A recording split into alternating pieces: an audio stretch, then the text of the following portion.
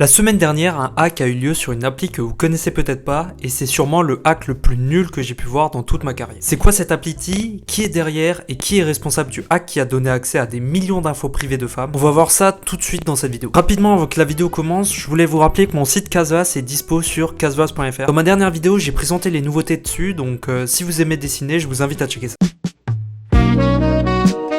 Ti est le nom de l'appli qui nous intéresse aujourd'hui. Elle compte plus de 4 millions d'utilisateurs et a été créée très récemment en 2023 pour essayer d'aider les femmes à dater de manière plus sécurisée. Comment ? Eh ben déjà, les inscriptions étaient limitées uniquement aux femmes et il fallait donner une pièce d'identité. Gardez ça en tête pour après. Ensuite, sur l'appli, elles pouvaient poster des photos de mecs qu'elles ont rencontrés sur Tinder ou autre pour demander aux autres femmes s'il était safe ou si ça pouvait être un catfish. Un mec qui se fait passer pour quelqu'un d'autre. L'application a rencontré un succès énorme assez rapidement après une campagne TikTok. C'est plutôt classique de nos jours, mais ce qui est pas classique, c'est qu'elle s'est fait hacker assez rapidement. Notamment par des amateurs du forum de 4chan qui n'étaient pas trop fans du concept.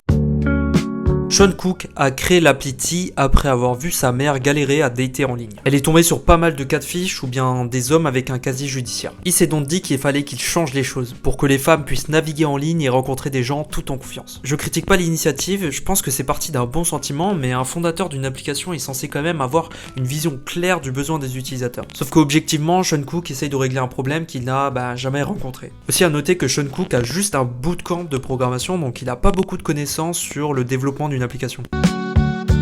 Vous retrouvez en description un lien qui détaille le reverse engineering qui a découvert la faille de l'appli, mais je vais vous faire un résumé. Pour commencer, on peut récupérer l'APK de l'application en la téléchargeant sur le Play Store. On peut tout simplement utiliser Jadex ensuite, qui est un outil permettant de désassembler cette APK en code Java, ce qui permet une lecture du code beaucoup plus facile. Les attaquants ont donc pu voir un dossier se nommant Flutter Assets, ce qui indique déjà que le framework utilisé est Flutter. Ce dossier contenait un fichier .env. Bon, déjà ça craint, mais également un fichier strings.xml. Voici ce qu'il contenait. Si vous connaissez pas Google Firebase, ce sont des clés API afin de pouvoir accéder à un service qui s'appelle Storage. Ce service, c'est donc un bucket managé par Google qui permet de stocker des images, des fichiers, tout ça. En temps normal, c'est pas un souci d'avoir ces clés, c'est même la façon de faire avec Firebase. En fait, on est censé mettre des règles de sécurité pour justement contrôler qui a accès à quelles données. C'est même facilité avec une intégration à un autre service de Firebase qui s'appelle Authentication. On peut mettre une règle qui dit tel utilisateur peut accéder au fichier dans le dossier /image/nom de l'utilisateur par exemple. Et les développeurs de l'appli Ti ont donc sûrement fait ça? Non, absolument pas, il n'y avait aucune sécurité. N'importe qui pouvait accéder à n'importe quelle donnée du bucket.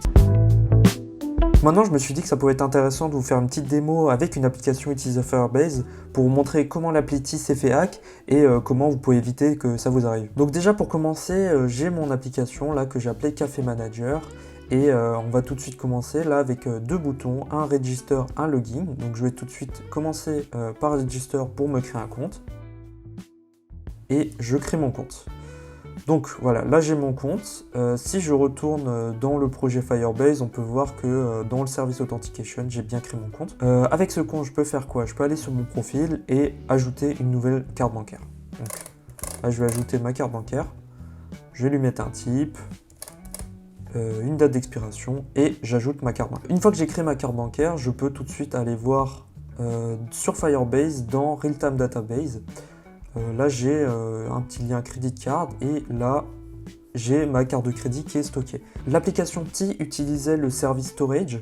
Je vous montre pas celui-là, je vous montre plutôt le service Real-Time Database.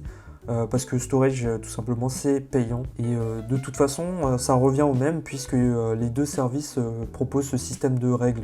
Donc je vais pouvoir quand même vous montrer comment ne pas se faire hacker. Donc si je retourne sur mon appli, que je me déconnecte et que je crée un autre compte que je vais appeler Paul, et je crée le compte. Donc je suis connecté en tant que Paul, je vais sur mon profil et là les cartes de crédit, donc je vois pas celles de Jean, c'est normal. Mais je vais pouvoir aussi créer une carte de crédit, donc là. Et voilà, donc là j'ai ajouté ma carte qui finit par 3452 et si je vais sur ma base de données, celle qui finit par 3452, c'est celle-là, qui est liée à un autre user ID puisqu'elle est liée à l'ID de Paul. Donc là on peut voir que les deux cartes de crédit sont sur le même chemin Firebase.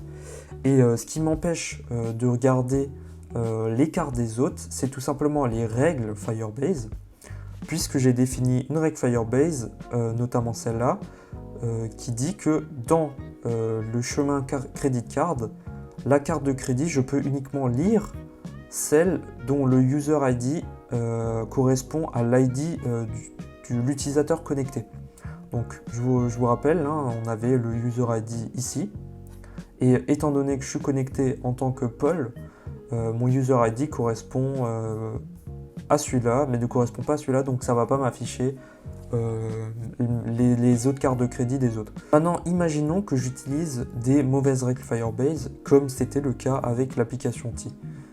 Je retourne sur Firebase et je vais changer les règles pour utiliser plutôt ces règles. Une fois que j'ai publié mes règles, je peux retourner sur l'application et donc si je vais sur le profil, là je vois les deux cartes bancaires. Donc je vois la carte bancaire de Paul, mais également celle de Jean, puisque rien ne m'empêche d'aller voir les cartes correspondant à des autres user ID, vu que ma règle est trop permissive et permet à n'importe qui d'aller lire n'importe quoi. Donc voilà, j'espère qu'avec ces petites démos, vous avez un peu compris à quel point ce hack était vraiment con. Bien évidemment, j'imagine que dans l'application réelle, on ne pouvait pas voir directement depuis l'application, parce que si je retourne dans le code, il y avait sûrement une question de filtre. J'applique par exemple un filtre tout simple, je ne vois que la carte de crédit de Paul, mais en fait, dans les données, je vais bien revoir toutes les cartes de crédit, c'est juste que je les filtre que côté client, donc ça sert un peu à rien.